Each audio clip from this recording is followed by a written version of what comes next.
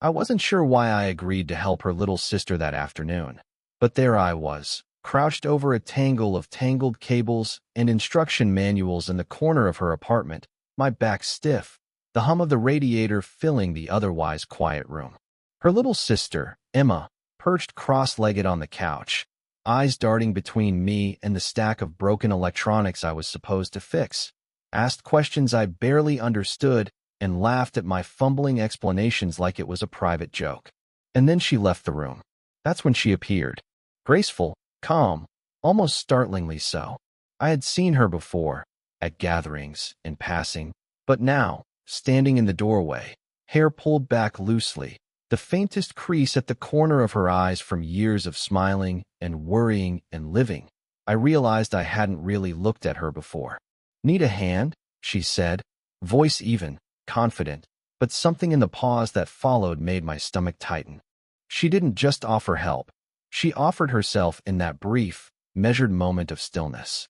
I wanted to say yes immediately, but my words stumbled over each other, and instead I nodded, unable to look away as she moved closer, her presence filling the little workspace I'd carved out on the floor. She knelt beside me, careful, precise, and the heat from her shoulder brushing mine was both accidental and incendiary. I caught her glance, and it lingered just a fraction too long. Something unspoken passed between us, a spark I didn't understand but couldn't ignore. "Here," she said, handing me a tiny screwdriver, her fingers brushing mine. That small contact set a shiver racing up my arm, and I cursed myself silently for noticing. She smiled slightly, as if she knew. And maybe she did. We worked in silence for a few minutes, the kind of silence that is heavy without being oppressive. Every so often, our hands would meet over the same tiny component, and each time, my pulse betrayed me. I was young, inexperienced, still figuring out how to navigate life. And yet there was something about the way she moved through the room, measured, sure, and yet not dismissive of me, that made my chest tighten in a way I couldn't explain. At one point, I accidentally knocked a small wire onto the floor. I bent to pick it up, and she reached for it at the same time, our fingers brushing again. She hesitated for the barest second, eyes locking with mine, and I thought I might say something foolish, something stupid, but instead we just laughed nervously and straightened up. Her presence was electric. Not in a dramatic, obvious way, but subtle, like the low hum of a tension you can't quite name but can't ignore. She didn't lean in, didn't make a move, and yet I felt exposed, as if the air between us had shifted, and I was suddenly painfully aware of every breath, every glance, every heartbeat.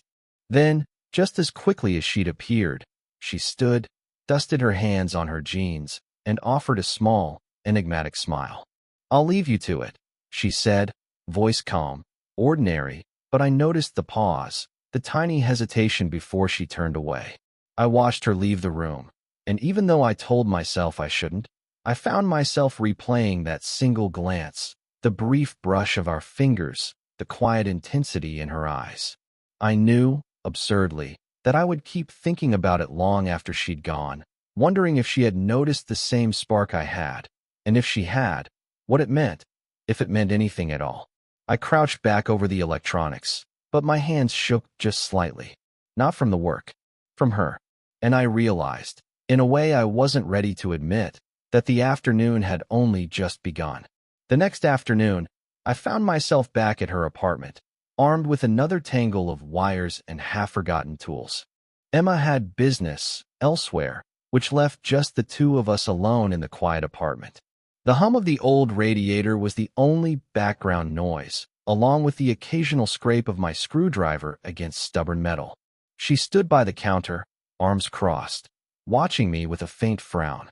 Not disapproval, exactly. More like careful calculation. Like she was measuring how much of herself she could reveal without giving too much away. I noticed the faint lines under her eyes, the way her fingers twitched when she reached for a component, the softness in her voice when she spoke, but always with a careful, almost imperceptible distance. "You missed a connection here," she said, crouching beside me. Her tone was calm, professional, but the way her shoulder brushed mine, accidental or not, made my heart tighten. I wanted to comment on it, to say something foolish, but I kept my voice low, quiet.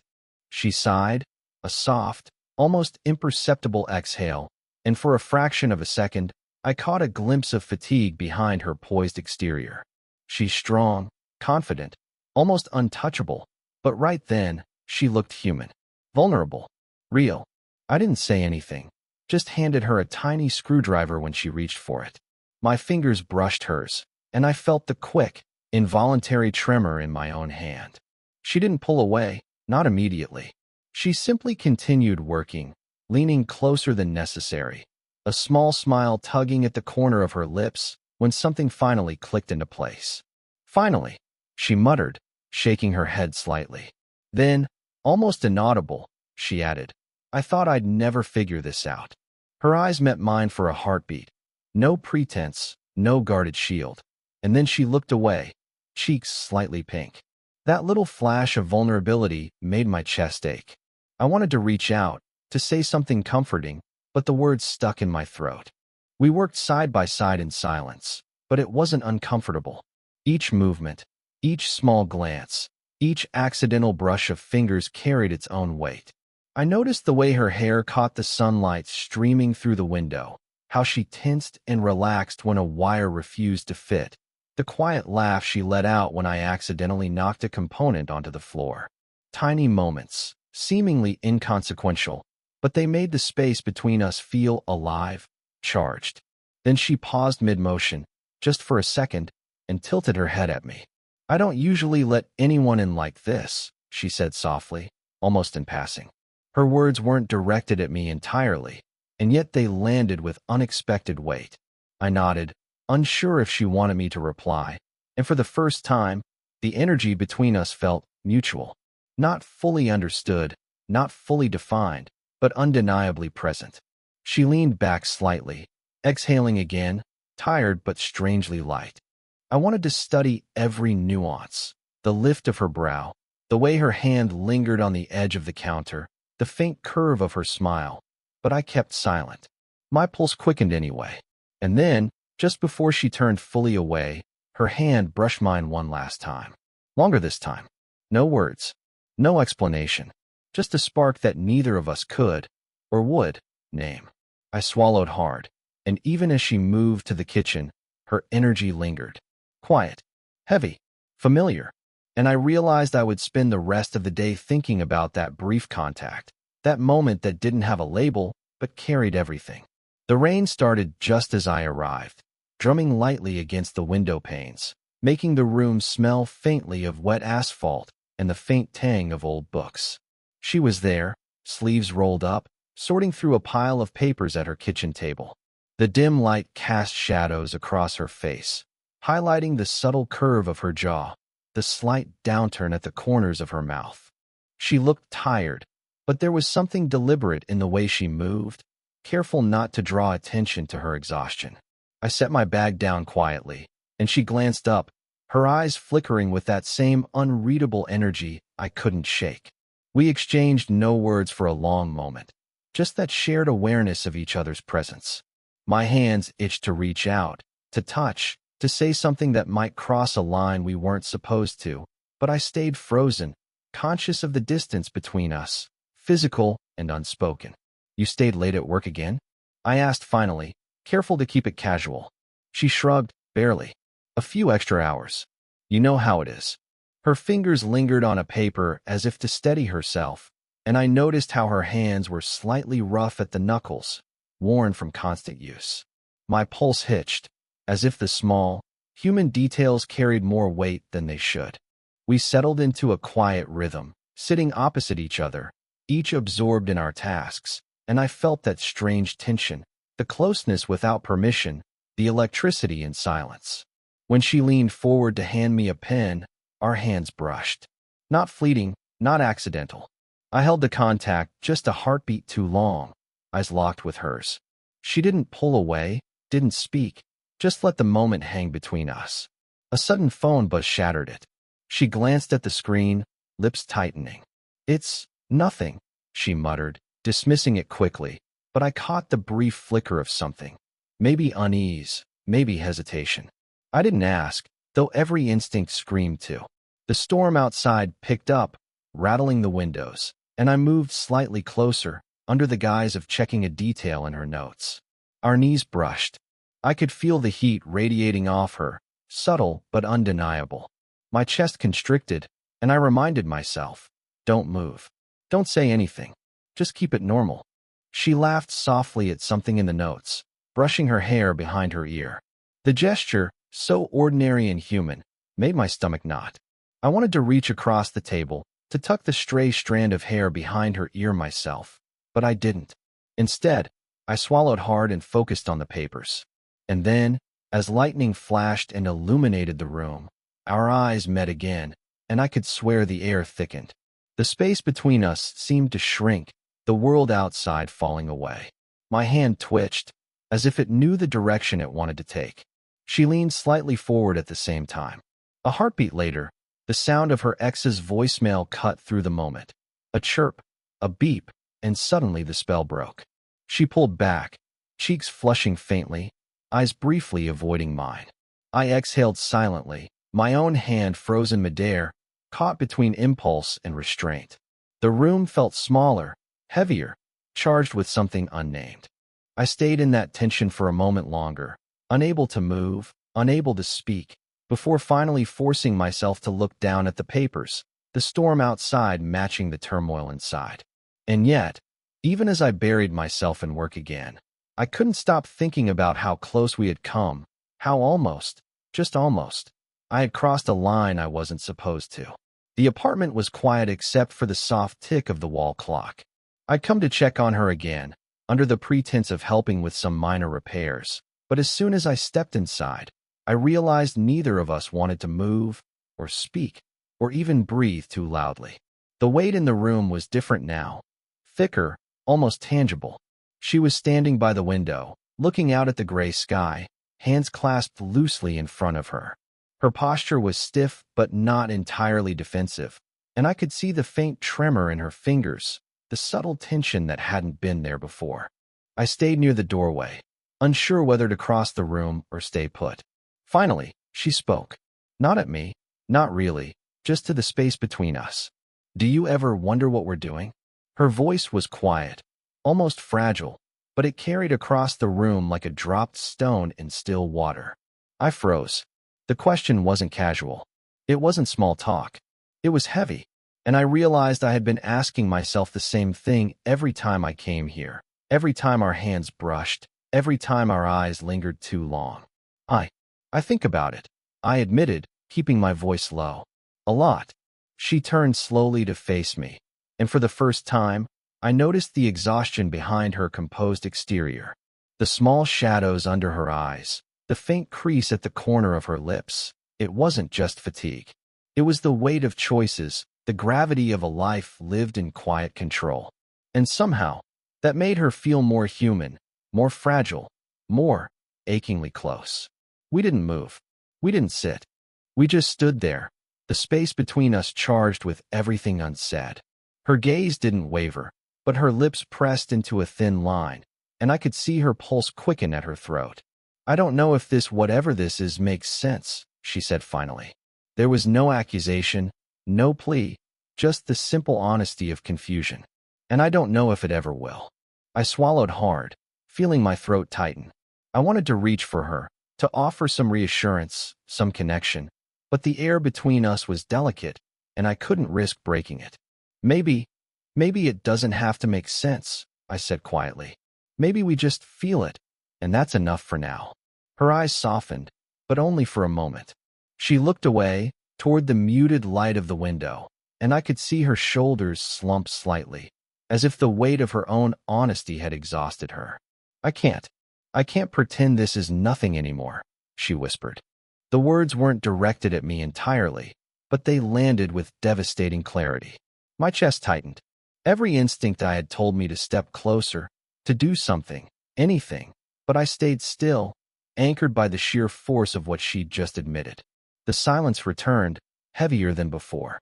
The ticking clock sounded louder now, each second a reminder of everything unresolved, everything too dangerous to speak aloud.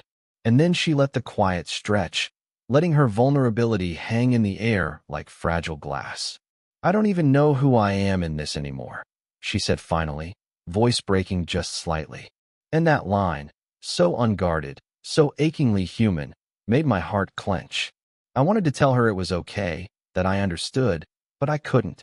Not yet. We stayed there, frozen in the charged silence, both of us aware that nothing could go back to the way it was before. And in that quiet, I realized that some lines, once crossed, even in thought, could never be uncrossed.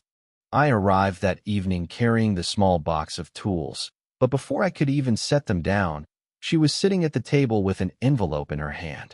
The kind of envelope that seemed heavy not because of paper, but because of memory. Her fingers traced the edges as though she were weighing whether it was safe to open it, whether it was something she wanted, or dared, to remember. "Found this today," she said quietly, voice almost swallowed by the hum of the radiator. "I wasn't going to, but I guess I couldn't not." She didn't look at me, only at the envelope, and something in the way her shoulders slumped made my stomach tighten. I moved closer, not wanting to crowd her, just enough to offer silent support. "Do you want me to?" I began, but she shook her head, almost imperceptibly. "No, I need to see this myself." Her fingers slid under the flap, pulling out a folded piece of paper. As she unfolded it, her lips pressed together, tight, controlling. The words inside were fragile, like a whisper from another life. A letter from someone she had loved and lost. Someone who had left too soon, too quietly, leaving cracks in the places she didn't know were broken. I could see her pulse at her wrist, quickening. Her eyes softened, distant, as if she were looking at the letter and simultaneously through it, back into the past. I wanted to say something, anything, but no word seemed appropriate. The air between us felt thick, almost sacred. After a moment, she laughed softly, and it was the kind of laugh that carries both pain and relief. "I forgot he even wrote this," she murmured, folding the paper again, carefully, like she could contain the memory if she treated it gently enough. "You don't have to keep carrying it alone," I said, voice low, careful. I wasn't offering sympathy, only presence. She looked at me then, eyes glistening, a flash of something I didn't understand, grief, longing, maybe even guilt, before she looked away again. "I never told anyone," she admitted, voice barely above a whisper. "Not like this." For a long moment, neither of us spoke. I watched her, noticing every micro-expression, the tension in her jaw, the slight tremor in her hand as she smoothed the letter flat again, the way her shoulders rose and fell with unspoken weight. It was human, raw, fragile, and I realized, quietly, that she was letting me in, not fully, not yet, but enough that the world between us shifted imperceptibly. I reached out, almost unconsciously, and brushed the corner of the envelope with my fingers. Her hand followed mine for a split second, hovering, neither retreating nor seeking, just existing there. The contact was slight, almost meaningless, but the tremor it sent through me felt seismic. She didn't speak, but she exhaled sharply, and the letter remained between us like a bridge to something neither of us could name yet. I swallowed hard. The room felt different now, heavier, charged with memory and vulnerability. I realized I would never look at her the same way again. The past she carried, the heartbreak, the quiet pieces of herself she had buried, it had just touched me in a way that was impossible to ignore. And then, softly, almost too quiet to hear, she said, "I think. I just needed someone to see it with me." The words hung between us, delicate and devastating, and for the first time, I felt the subtle shift. An invisible line had been drawn, one neither of us could step back over. I didn't move, didn't speak. I just stayed there, letting the silence hold us both, knowing it had changed everything. The apartment was dim, the kind of evening where the light outside barely filtered through the blinds, casting long, soft shadows across the floor. I had come over under the usual pretext, helping with a shelf she wanted mounted, but when I stepped in, I realized neither of us was in a hurry. Neither of us wanted to speak just yet. She was sitting cross-legged on the couch, hair loose and falling softly around her face, a book open on her lap, though she wasn't reading. She looked up when I entered, and that faint, knowing smile tugged at me, the one that had always suggested she understood far more than she let on. "Sit," she said simply, patting the space beside her. No words about why, no pressure, just a quiet invitation. I hesitated only a fraction of a second before moving closer, feeling the subtle warmth radiating from her. We sat together in silence for a long while, not uncomfortable, just filled with the weight of all the hours, all the conversations, all the near confessions and unspoken thoughts that had passed between us. Her hand rested near mine on the couch cushion, and I noticed it there, quiet, unassuming, yet somehow everything. This feels different," she said finally, almost under her breath. "Not romantic, not dramatic, just honest. Fragile, even." "I know," I whispered. I didn't reach for her, not yet, because I wanted her to choose the moment, to let it be hers as much as mine. She leaned slightly closer, resting her shoulder against mine. A small, natural movement, and yet it carried all the history, all the tension, all the quiet inevitability of what had been growing between us for weeks. I exhaled without realizing it, feeling my chest unclench just a little, as though we'd both been holding our breath without noticing. The book on her lap slid gently to the side, forgotten. Her fingers brushed mine again, this time longer, firmer, deliberate, but still tender. Neither of us spoke, but the touch said what words never could: acknowledgment, understanding, mutual consent without a single sentence spoken.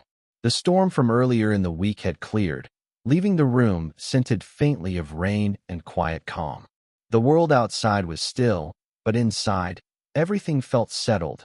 No rush, no dramatic gesture, just two people finally allowed to exist in the same space without pretense. I leaned slightly, careful, close enough that the warmth of her hair brushed my cheek. She didn't pull away. Instead, she tilted her head just slightly, and the subtle contact sealed the moment. Not a declaration, not a flourish, just a recognition that this, whatever this was ours, slow and earned in quiet. I let my hand rest lightly over hers. She didn't pull away. I didn't press closer. There was no need. The room hummed with that gentle electricity, with the kind of intimacy that isn't flashy or immediate, but enduring. She exhaled softly, and I mirrored her rhythm. Our bodies relaxed against each other, steady. The space between us had become comfortable, unspoken, understood. We didn't need labels, not yet. And as the last light from the window faded into evening, I realized, quietly, completely, that nothing needed to be rushed. We had arrived here together, through hesitation, almost moments, shared grief, and subtle, persistent connection. We just sat, hands brushing, shoulders touching. The world could wait. And in that stillness, I understood that this, the slow, fragile, undeniable closeness, was enough. It's strange, looking back now. Sitting here in the quiet of my own apartment, I can still feel the echo of those afternoons, those long silences, the weight of unspoken words that somehow said everything. It wasn't fireworks, it wasn't a sudden revelation. It was smaller than that, quieter, more human. And somehow, that made it feel real. I think about her often. Not in a way that hurts, not in a way that haunts, but in the way you remember the first warm day of spring, or the faint smell of rain on asphalt. Something that lingers, familiar and comforting. She taught me patience, subtlety, the way a connection can grow without forcing itself into grand gestures. She showed me how to sit in the tension, how to let silence speak, how to notice small things. The way someone's hand shakes when they're tired, the curve of a smile that appears only when they think no one is looking, the quiet pull of someone letting you in without a word. And I think she learned too. She learned that it's okay to trust someone, even when the past lingers, even when a heart has been broken before. That letting someone sit beside you in silence doesn't make you weak, it makes you human. We didn't need to define it. We didn't need labels, declarations, or promises. It was enough to exist in that shared space, to let each other be imperfect, to feel the slow burn of something undeniable and earned. I'm not the same as I was when I first stepped into her apartment, fumbling over wires and words.